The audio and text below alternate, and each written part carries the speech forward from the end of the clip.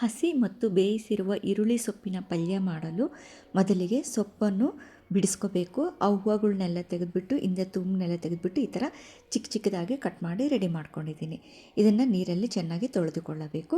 ಒಗ್ಗರಣೆಗೆ ಎಣ್ಣೆ, ಸಾಸಿವೆ, ಜೀರಿಗೆ, ಕಡಲೆಬೇಳೆ, ಉದ್ದಿನಬೇಳೆ ಎಲ್ಲವೂ ಚೆನ್ನಾಗಿ ಚಟ್ ಅಂದ ನಂತರ ಕಂದು ಬಣ್ಣ ಬಂದ ನಂತರ ಬೇಳೆ, ಆನಿಯನ್ ಹಾಕಿಬಿಟ್ಟು ಸ್ವಲ್ಪ ಅರಿಶಿನ ಮತ್ತು ಉಪ್ಪು ಹಾಕಿ ಕಲಿಸಿ ಸಣ್ಣ ಉರಿಗೆ ಮುಚ್ಚಿಟ್ರೆ ಬೇಗ ಬೇಯುತ್ತೆ. ಈ ಥರ 2 ನಿಮಿಷಕ್ಕೂ ಕಲಿಸ್ತಾ ಇತ್ತು ಅಂತಂದರೆ ಆನಿಯನ್ನು ಚೆನ್ನಾಗಿ ಬೇಯುತ್ತೆ. ಇವಾಗ ಇದಕ್ಕೆ ನಾನು ಟೊಮೆಟೊನ ಆ್ಯಡ್ ಮಾಡ್ಕೊತಾ ಇದ್ದೀನಿ. ಅದು ಸಹ ಸೇಮ್ ಪ್ರಾಸೆಸ್ಸು, ಕಲಿಸ್ತಾ ಇರಬೇಕು, ಸಣ್ಣ ಉರಿಗೆ ಮುಚ್ಚಿಟ್ಟಿರಬೇಕು. ಇವಾಗ ನಾನು ಕಟ್ ಮಾಡಿ ತೊಳೆದುಕೊಂಡಿರುವಂಥ ಸ್ಪ್ರಿಂಗ್ ಆನಿಯನ್ನ ಇದಕ್ಕೆ ಸೇರಿಸ್ಕೊತಾ ಇದ್ದೀನಿ.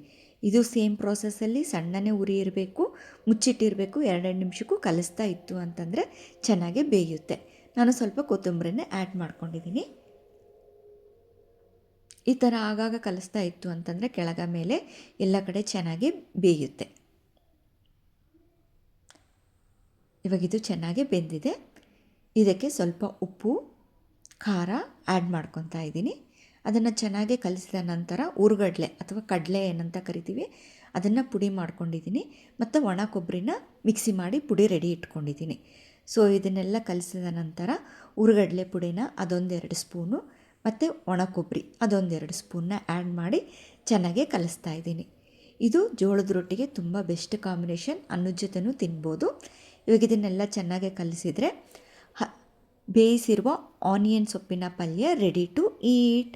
ನಿಂಬೆಹಣ್ಣು ಬೇಕಂದ್ರೂ ಆ್ಯಡ್ ಮಾಡ್ಕೋಬೋದು.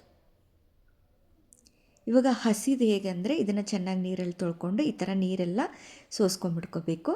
ಇದಕ್ಕೆ ಸ್ವಲ್ಪ ಕೊತ್ತಂಬರಿ, ಕಡಲೆ ಪುಡಿ ಅಂದರೆ ಹುರ್ಗಡ್ಲೆನ ಮಿಕ್ಸಿ ಮಾಡ್ಕೊಂಡಿರೋದು, ಅದರಲ್ಲಿ ಉಪ್ಪು, ಖಾರ, ಬೆಳ್ಳುಳ್ಳಿ, ಜೀರಿಗೆ ಎಲ್ಲ ಮಾಡಿ ನಾನು ಕಡಲೆ ಪುಡಿನ ರೆಡಿ ಮಾಡ್ಕೊಂಡಿದ್ದೀನಿ. ಅದರ ವಿಡಿಯೋನ ನಾನು ಡಿಸ್ಕ್ರಿಪ್ಷನ್ ಬಾಕ್ಸಲ್ಲಿ ಹಾಕಿರ್ತೀನಿ, ನೋಡ್ಕೋಬೋದು. ಇವಾಗ ಕಡಲೆ ಪುಡಿ, ಸ್ವಲ್ಪ ಎಣ್ಣೆ, ಬೇಕು ಅಂದರೆ ಹುಣಸೆಕಾಯಿ ಚಟ್ನಿ ಇರುತ್ತಲ್ವ ಅದನ್ನು ಇದಕ್ಕೆ ಆ್ಯಡ್ ಮಾಡ್ಕೋಬೋದು.